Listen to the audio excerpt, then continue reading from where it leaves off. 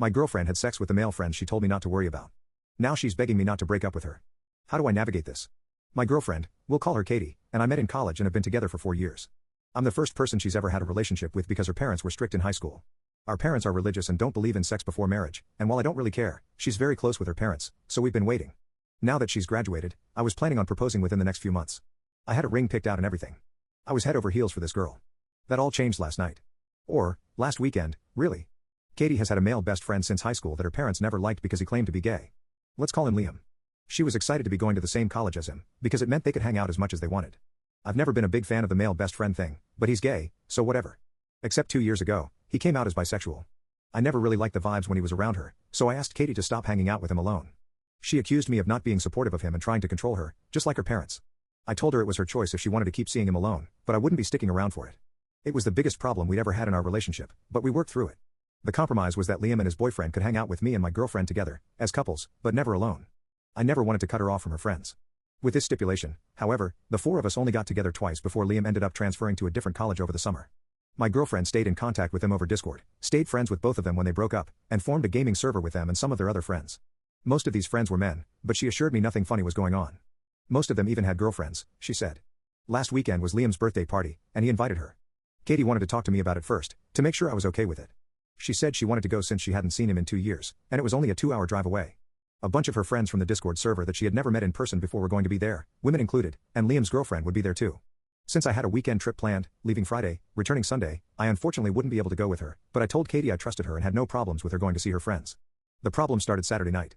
She texted me in the morning when she was leaving for the party, she texted me when she got there, and she texted me a couple times throughout to check in. Katie told me that she had planned on driving back around 9 or 10, but it was around that time that the text messages stopped. I assumed she was just having a good time and didn't want to seem controlling, so I didn't bother her.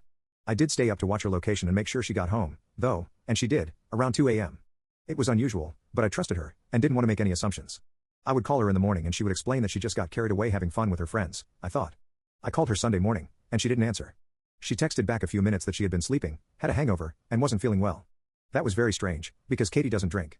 I told her to drink lots of water and that I hoped she felt better, and got on my flight home. When I arrived at my apartment, I found her curled up in my bed in the dark. She has a key to my apartment, but hardly ever needs it because usually I'm with her to do the unlocking. I asked her why she hadn't stayed at her apartment to rest up, but she didn't say anything. Since then, the entire week, she has been saying she's not feeling well, and has not left my room. She's taken off work, and I've been going home on my lunch breaks to make sure she was eating. I was worried about her, but in the back of my mind, I was also suspicious about what had happened at the party over the weekend. Late last night, Katie woke me up from the couch sobbing. It was the first time she had left my room since I'd gotten home, other than to use the bathroom. I consoled her until she had calmed down enough to be coherent, and asked her what was wrong. She told me she had done something horrible. She told me Saturday night, she had somehow gotten really drunk on accident, and Liam offered to drive her home. 3 of her friends from the gaming server on Discord got in a second car to follow them, to take Liam back home after they got to Katie's apartment. They helped her up the stairs and into her apartment. Then, she said, she had sex with them. All of them. All 4 men. Katie said she doesn't remember most of it, that she was really out of it and didn't know what was going on. She said she's been sick ever since trying to figure out how to tell me, because she loves me so much and didn't want to hurt me. Didn't want to hurt me, but gave away her virginity, that she was supposedly saving for marriage, to 4 other men, instead of the man who spent the past 4 years caring for her. She said she wanted to tell me right when I got back, which is why I found her in my apartment, but she couldn't bring herself to because she didn't want to lose me. She begged me not to break up with her. I told her I needed some time to myself to think. She then begged me not to make her go back to her apartment. I didn't feel like fighting, so I just told her she could go back into my room. I could hear her crying intermittently all night. I have to admit I was brought to tears myself. I can't believe how she would throw away our whole relationship, the 4 years we've built together, over one party. I was going to propose soon. I trusted her, and now it's broken. I'm at work, and I haven't been able to focus all day. Part of me wants to tell her to get out the second I get home, if she's still there, and that I never want to see again. Part of me wants to talk to her more and see if there's anything left to salvage. I can't tell which side is more unreasonable. How do I navigate this? Update, I've heard everyone and am on the way home to go check on her. For those telling me to break up with her, even if it turns out not to have been rope, I could never forgive myself if it was and I left her to deal with it on her own. Update, trigger warnings all over this. Sorry for everyone who didn't get that on my last post. My girlfriend has gone to bed early and I have nothing better to do, so I'm finally getting a chance to write this. First, something you can skip through to the actual update if you don't care. I think my other post was taken down for being fake. One of the biggest reasons people seemed to think it was fake was because I wasn't spending time in the comments denying every accusation. I hadn't even opened Reddit since I left work to go check on Katie. It wasn't anywhere near my top priority at the time. For some quick and easy debunking, though, one moment he says he has her location and the next he's surprised she's at his apartment. I checked her location Saturday night solely to make sure she got home okay. After that, I did not check her location, because I am not a stalker who tracks her every move. On iPhone, it shows your location in the text messages with that person, so he either hadn't looked at their texts at all between his flight and getting home, or it's made up. Not everyone has an iPhone like you. I do, but my girlfriend doesn't, so we use an app. And no, I don't get notifications from the app because again, I don't need to be a stalker. The random excessive details. Sorry? Like I mentioned, I had been stewing on everything since she told me what happened that night, and I just wanted to get it all out. Those were all the details I'd had floating around in my head surrounding the situation. The update is full of typos while the main text is immaculate. Op only wrote the update in the TL. Doctor, my apologies for being a bit of a mess and in a rush after realizing my girlfriend might have been raped. That's my bad. I've gone back and fixed them, by the way. I had no idea my post would get hundreds of more comments after I closed Reddit that would skeptically analyze everything I wrote to the letter. There's absolutely no concern that she's gotten pregnant? No worries about STIs? Not at the time, no. I didn't even know if I was going to stay with her. Pregnancy and STIs would have been a concern if I did, but at the point of writing, I believed she had cheated on me, and was leaning towards breaking up with her. No worries that she was potentially drugged and raped? Again, not at the time of writing. I was still reeling from what she had told me. That she had sex with 4 men. She didn't say anything about getting drugged or being raped, which was something I would have assumed she'd have mentioned. That was before I read all the comments that she may be in denial herself, which hadn't even occurred to me. So this religious girl who wanted to wait for marriage suddenly wanted a train run on her? Obviously fake. No, as it turns out, she did not want any part of what happened. For everyone who said someone in my position wouldn't have taken the time to write everything out for a post. Well, look at the rest of the subreddit. If people in sticky situations didn't post about them, there wouldn't be any posts on here at all. And to everyone who suggested either it was fake or she must have been a cow for 4 men to carry her up the stairs, you can personally fuck off. Everything above was a whole load of presumptuous BS, though I do wish everything I wrote wasn't true. For the record, I only wrote all that out so people wouldn't harass me on this post, too. Here's where you can skip to if none of that pertains to you. After reading all the comments that opened my eyes to what really happened, thank you so much to everyone who helped with this, especially you/Missbean163 and you/VoxIastisha. I left work a little before lunch and immediately went home to check on my girlfriend. She was as I had left her, curled up in bed and crying. The first thing I did was just go hold her, after asking for consent. I cried with her. After a while, I gently brought up what happened that night. Did she actually want any of that to happen? A lot was said, but long story short, as many of you suggested, she did not. To clear some things up, these friends that she was with at the party were not just random people she met online. They were personal friends of Liam, who she had been best friends with for 8 years. These friends, while she herself never met them in person, were people she had talked to and gamed with over the past year or so.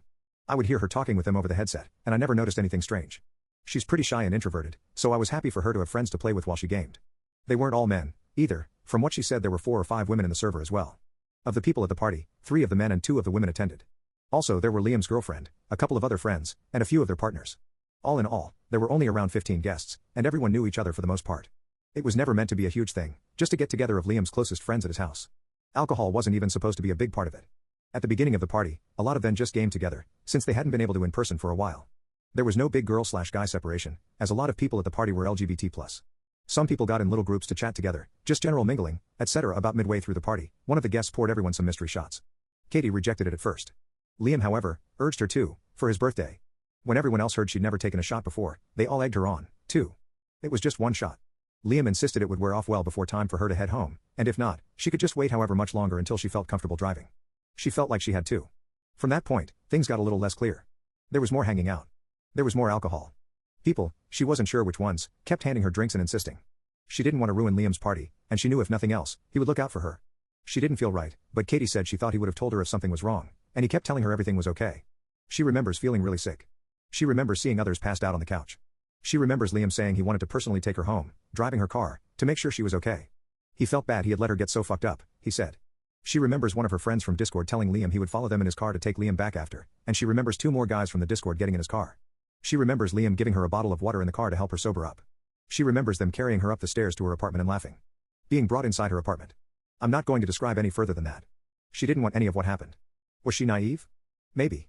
Did she probably miss some red flags, make some choices she shouldn't have? Sure. Katie did not deserve that. The fault belongs with the men who did it. She didn't want to file a police report, and I'm not giving her an ultimatum, thanks to advice from you/needleworker il2167 and you/lilac_homestead, as well as what should be common empathy. I've read up a lot on how horrific that can be, and I'm in full support of her decision. Of course, if she ever changes her mind and decides she does want to file a report, I'll be there for her through that, too. What we are going to do is see a doctor. Part of the reason Katie says she spent most of this time curled up in bed is that she has been in a lot of pain. She really doesn't want to be poked and prodded down there, but after some convincing and assurance, she agreed. She's going to be seen on Monday, and also going to get pregnancy and STI testing, which we're equally worried about, done while we're there. Over the weekend, we've talked a lot. We've both cried a lot. There's been lots of hugs, and giving sauce when needed. I have opened the curtains in the bedroom so she gets sunlight in there, at least. For anyone who is concerned, no, I'm not making her go back to her apartment. For the assholes who suggested it, no, I'm not leaving her, before or after her healing, to find someone who isn't damaged, and no, I will not be ratting her out to her parents. I'm taking the entirety of next week off to stay home and take care of her, go to as many doctor's appointments as needed, set up therapy, etc. I don't think I can ever make up for leaving her alone the way I did this past week, but I will be there for her through anything and everything that comes next, whatever that may mean. Again, thank you to everyone from my first post who helped me realize what an egocentric dumbass I was being. I hope this update helps everyone who is concerned. Katie isn't okay right now, but hopefully we can get there. Update. Today is the first day I've gone to work since I made my first post. This is what's happened since my last update. Sorry if this is hard to read, I haven't been doing well myself. As with my last update, please be aware that I'm writing about very sensitive topics here. Trigger warning for this entire post. After talking to her and bringing up some of the points made by commenters in my last update, Katie decided she did want to get a rape kit done, just in case she ever wanted to make a report in the future. As such, I went by her apartment solo before our hospital trip to grab her clothes from that night, as many suggested on my last post. The place was a mess. One of her tables was broken. There was blood on the bed. Her clothes were torn and scattered about. It was no wonder she hadn't wanted to go back. I took pictures of everything, just in case. We got to the first hospital early in the morning, hoping we wouldn't have to wait super long. We ended up only having to wait around 2 hours, which wasn't terrible. I brought my Switch for Katie to play Tetris on in the meantime, thanks you /Spoink74. It seemed to help take her mind off things, at least. From there, though, it was all downhill. After we were moved to an exam room, the nurse asked the usual intake questions, and then made Katie recount every detail of what had happened, to the best of her recollection, while she just sat there and looked bored. Occasionally Katie would choke up, and the nurse would tell her to go on in an annoyed tone. The nurse left, we waited for around an hour, and then the doctor came in and did the same thing. Half an hour later, the doctor returned to tell us that they didn't have any rape kits at that hospital, and we would need to go to a different one, over an hour away. So obviously, after that, Katie was pretty distraught. We had to wait another half hour to receive her discharge papers and be able to leave, and by that point she was ready to just go straight home. We did go to the second hospital, though. By the time we got there, it was the afternoon, we stopped for lunch on the way, and things were looking pretty packed. We had to wait over 5 hours to be put in an exam room, and another hour to be seen by the nurse. This nurse, again, had Katie recount the incident in excruciating detail. He would ask questions for clarification, and become irritated if she couldn't answer.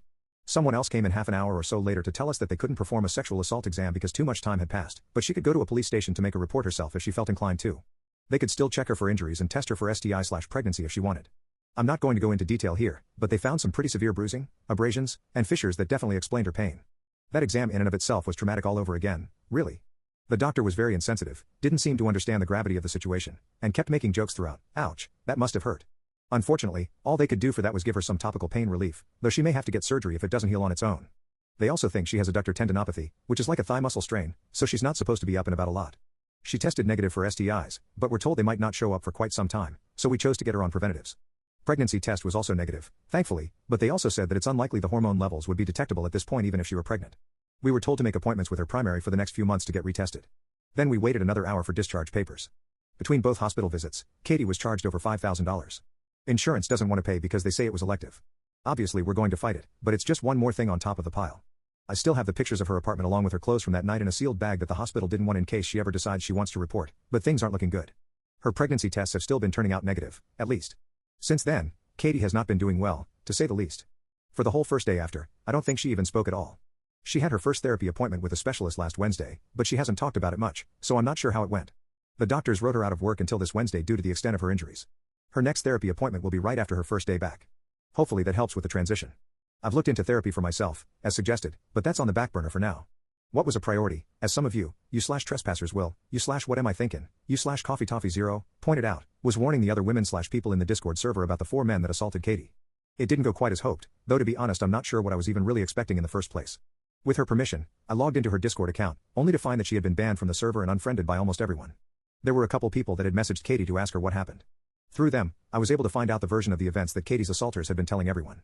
Very long story, which I can expand upon later if asked, but after typing everything above I'm pretty spent for now. Short, according to them, Katie came on to Liam and tried to assault him, in front of the 3 others, after they had graciously driven her 2 hours home. I tried to tell those I was able to what really happened, but I'm not sure how many of them believe me. I haven't told Katie yet, I don't think it's something she needs to worry about right now. She already has enough on her plate. Anyway, that's how things are right now. Again, sorry if this isn't written very well.